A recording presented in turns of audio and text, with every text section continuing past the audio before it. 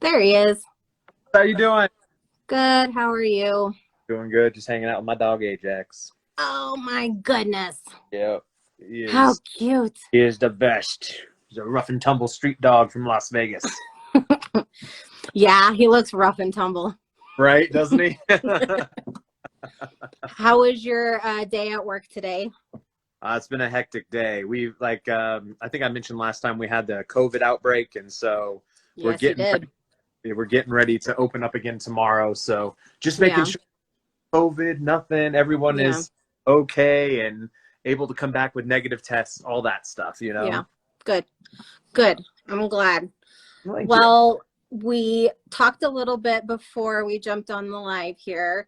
Yeah. So I know you're aware of all of the 90-day pages that still have a lot of negativity going around, Oh my God. specifically about you.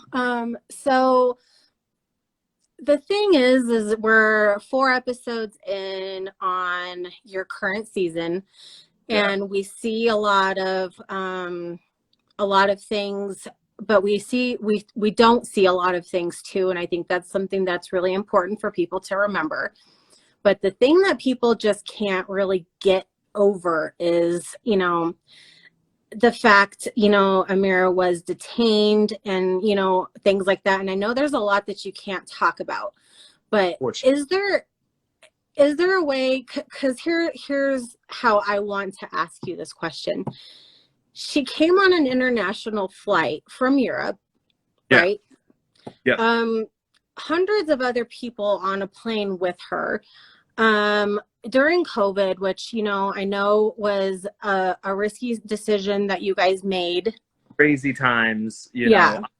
I've definitely had some feelings about my presence there and have given to the Vallarta food bank there. And, you Hmm. know, I got a lot of messages from people in Puerto Vallarta, and they're saying that their hospitals are full and that Yes. they're there and all that. And so I really feel Hmm. for it. I Okay. definitely want to make sure that, they're getting some attention too. I know they were, especially, in countries like Mexico, they were very hardly hit with COVID. Yeah. But so, kind of a thing that I talk about between, my husband and I, and then other people who are watching the current season is it does something that just doesn't make sense to me is like she got there fine, and then all of a sudden she was picked up, but she was the only one who was picked up from that flight. So to me, it's kind of feeling like there was some sort of issue that had happened on the back end with maybe a passport or some sort of something like that. So confusing for even me. This whole process was a question, because when I obviously we talk afterwards, and I could show some of those texts. There's never really been a straight answer given about what has happened at that interaction with the Okay. there, but the documentation says she didn't have her passport, and upon showing this documentation to some professionals, they said that she either fumbled her passport or misrepresented herself in some way. Okay. Uh, but Amira hasn't ever really said what happened. All she's ever really said is she was in the back of a detention center within 30 minutes. Okay. So then her father likes to say, this is Andrew's fault. And, I don't like to point fingers, but that doesn't seem like it would be Andrew's fault to me. And that is something that I think it should be made clear to everyone, because that's really not something, and I'm not trying to diminish at all what she went through, Of course not.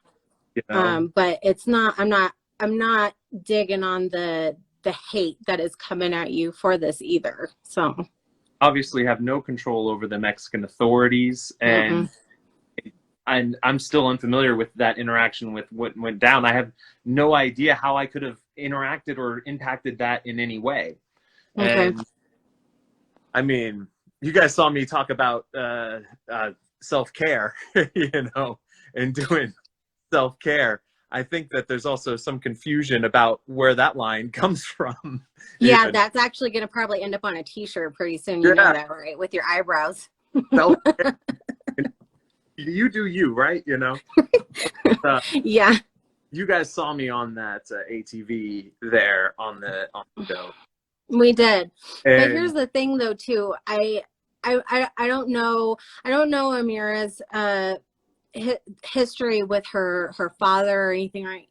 But I know he does like to point the finger. But I think right now the most important thing we have learned is that you did try to help while you were there in Mexico, and I know that it's clear to me that you're not even clear what happened to her while she was there I would honestly either. be the shouting it from the rooftops just to clear up all of this. All right, well, I mean, like there's not really much else that you can do I have if you don't to know. So, know, and like we get contacted the airport. We'd gotten in touch with the federal authorities, the French embassy, all of this, you know, and it was coming up short on information. It was really a weird hunt. all right. So I have some questions that are kind of like on the lighter side for you. If you would be so kind to answer some of them. We were talking about the self-care, and I know you have basically PTSD that you suffered while in Mexico.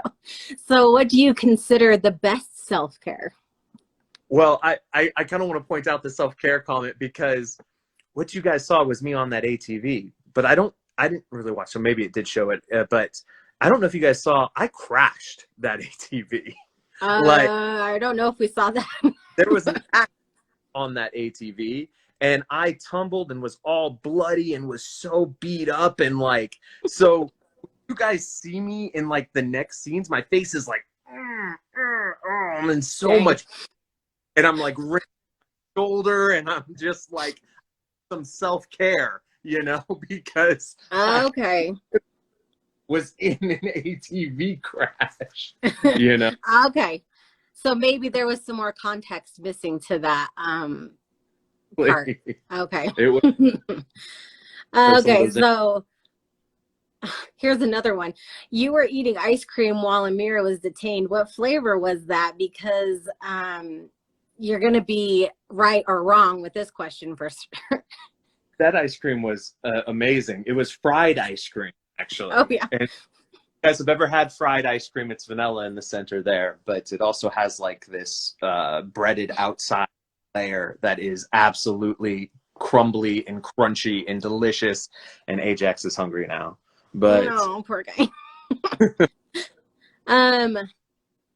Oh yeah, here's another one that you're known for on social media. They have listed your top priorities as food, sleeping, and relaxing. In what order are those three? food, sleeping, relaxing. I guess if I have to choose between the three, it'd probably go relaxing first. You know, you have to prioritize the relaxing, and then the food, and then sleeping can come later. You know, Right. Yeah, sleeping third on that one for sure. Yeah.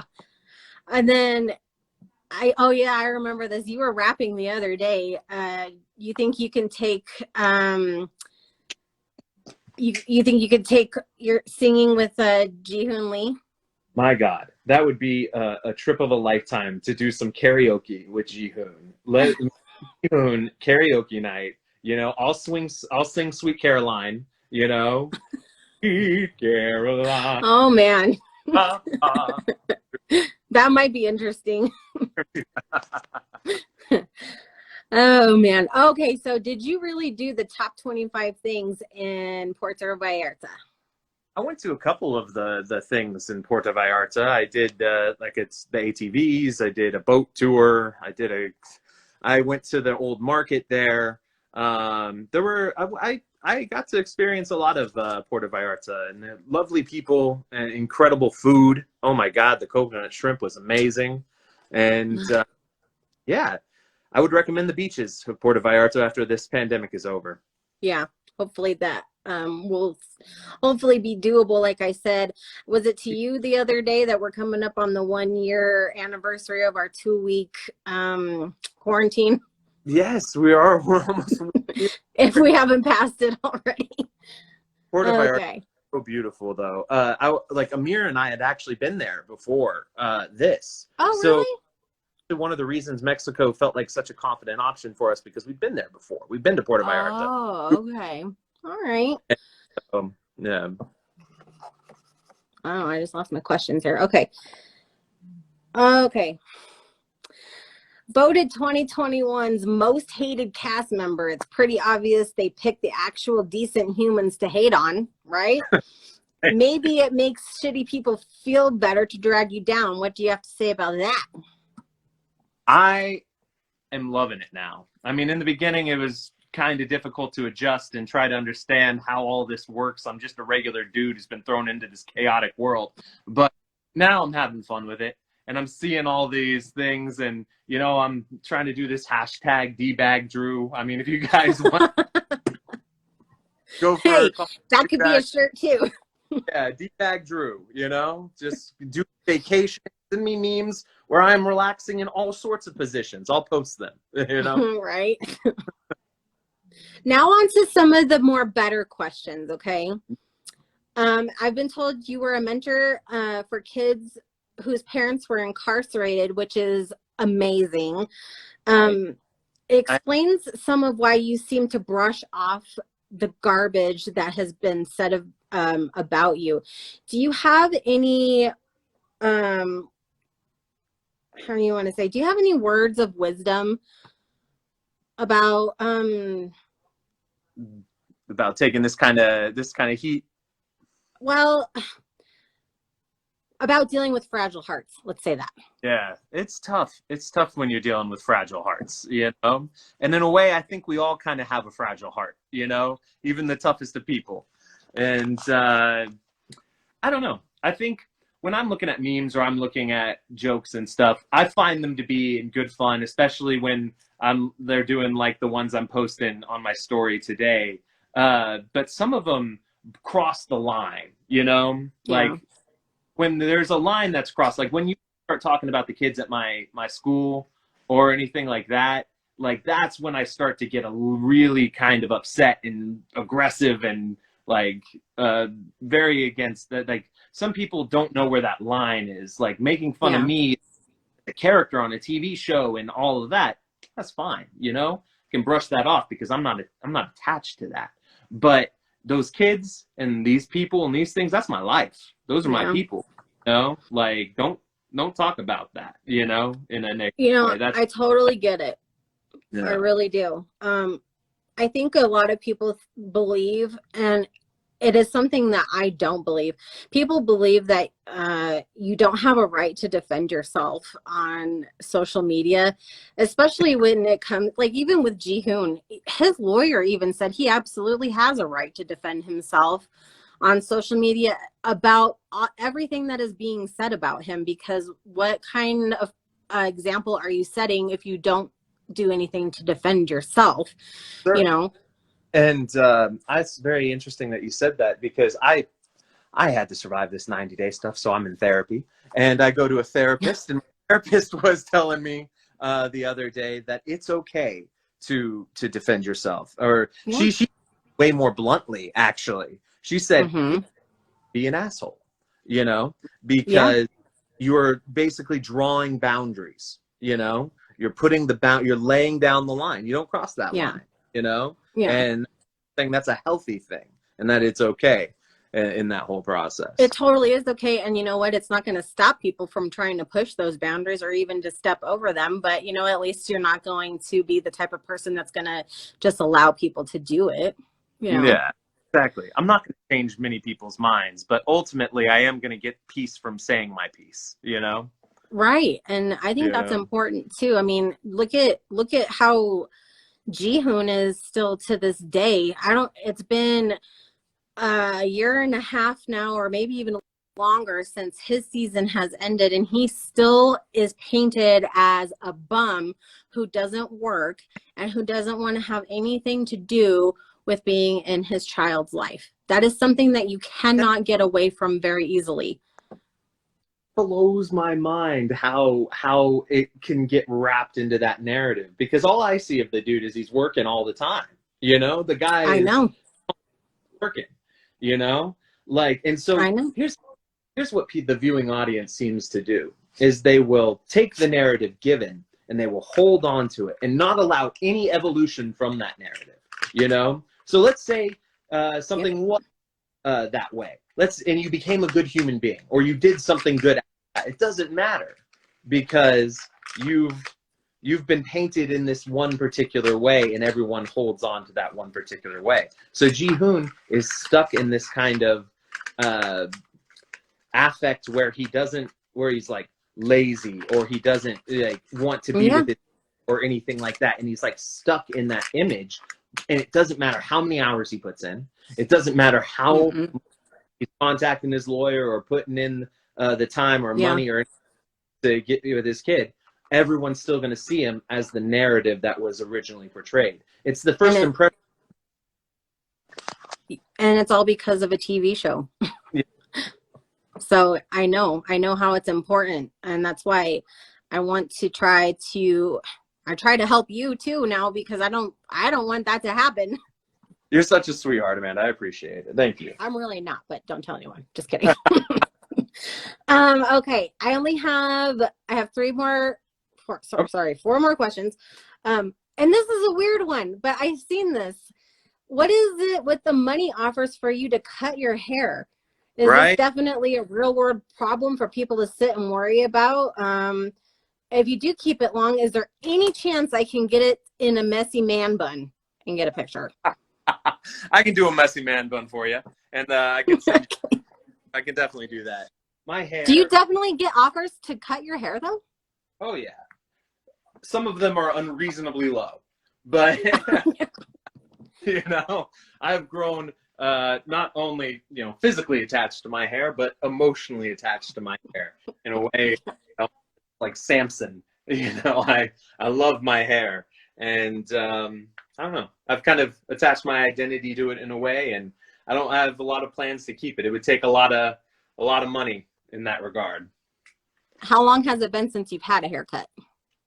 It's been. I've had trims. I've gone to the stylist and things, but like an actual haircut, it's probably been about 5 years. Wow. Okay then. Tell me about your kids book, I Still Love You. Oh my gosh, thanks for asking about that. Like, I wrote a book, and it was originally a poem that I had written for the children of my daycare about this COVID crisis, because it's so hard to explain what is going on to the kid. There's way over the head, and so focus on was the practices that were important. And how all these changes are very stressful and all these changes are very rough, but how we're all in this together, and we're working together and we're all doing these things and we're all caring about each other. And the mask says, I still love you, and it's for the kids. And I actually made these masks. I'm selling some of them too. Like, I made these masks where it says, I still love you. And it means, you can't see my smile behind the face. You can't see me, but I still love you. I'm still showing you love, Okay. That's the point of the book there. Nice. Very nice. Yeah. Is that actually, is it produced where people can buy it? Oh, yeah. Yeah. You guys can go on to my website and you can order it right now, and we'll send it out and it'll be there in a couple days. Nice. Awesome. Okay. So what do you really want to say to others, especially the kiddos that are struggling as a result of people talking crap? That's what I worry about, is the kiddos. And like the people are a little ruthless sometimes. And I would hate for kiddos to grow up and look at or see some of the things that are said about either them or me or my mom, or the things like that can really kind of make them scratch their heads and be like, what happened? What was going on? I worry about how this is all going to play for them in a few years. But I've lost no clients, and everyone at my daycare knows the truth. And it's my waiting list is actually growing. It has been a really kind of affirming experience, this show, with my business, because everyone's kind of just rallied around and been like, we know what's up. We know what's up, and we're here for you. And it's been very kind of nice. Good. I'm so glad to hear that, because I wondered that myself, but I don't ever want to pry into someone's personal life like that. Oh, I appreciate that.